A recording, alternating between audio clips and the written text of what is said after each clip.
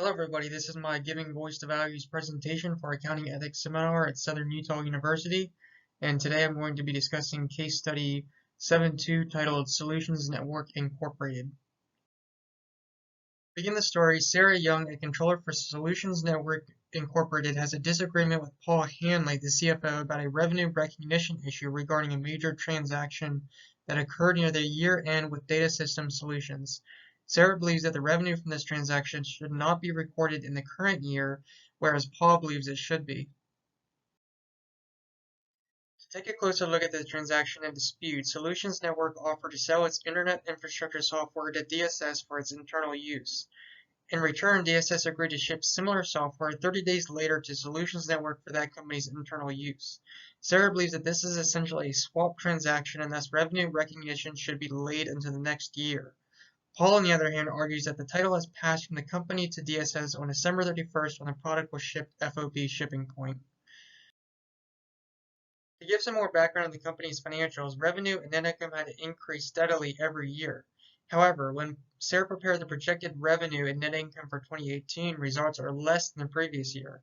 However, if the transaction with DSS is recorded in 2018 and revenue is recognized, revenue and net income will increase by $15 million and $1 million respectively. The added revenue will enable the company to meet targeted goals and provide extra bonus pay for their top officials, including Sarah and Paul. When Sarah meets with Paul, he explains to him that the auditors rely on us to record the transactions properly, to which Paul reacts angrily, telling her that she can pack her bags and go if she does not support the company's revenue recognition of the DSS transaction. Sarah assumes Paul to be under great pressure to meet the numbers.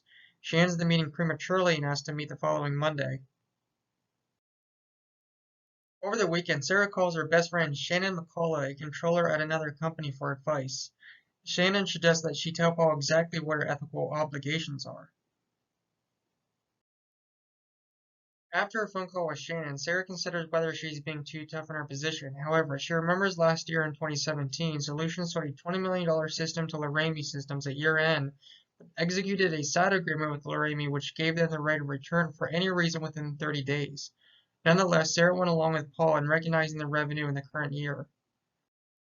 Some of the main arguments that Sarah will need to counteract in her meetings with Paul are as follows. Paul may say that revenue has declined in 2018 and that we need the DSS revenue to be recorded in the current year to boost the numbers. Sarah should point out that Paul should consider the principle of periodicity in his reasoning. Secondly, Paul may say that it is legal to recognize revenue because a title has passed DSS. However, Sarah should point out this specific codification which states that if the seller is required to repurchase the product or substantially identical products, revenue recognition is precluded even if title is passed to the buyer. Paul may also say that higher income in 2018 would provide us with a better bonus. To this, Sarah should say that our decisions as accountants should not be based off of our own financial gain, but based off the best interest of the investing public. Sarah should consider the key stakeholders in her decision and how they are affected.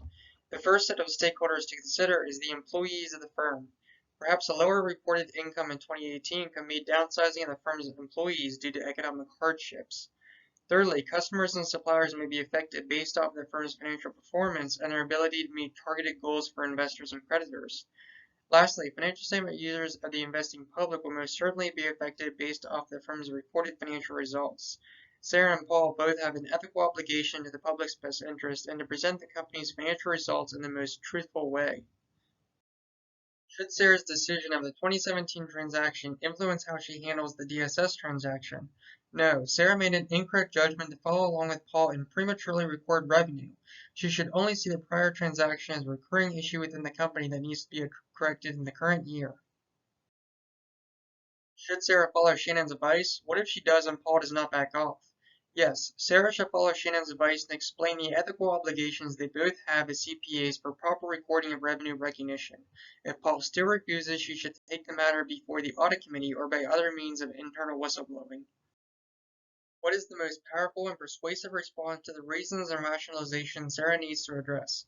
Sarah should point out the fact that Paul is jeopardizing his own integrity as a CPA and violating ethical obligations to investors who deserve truthful financial statements.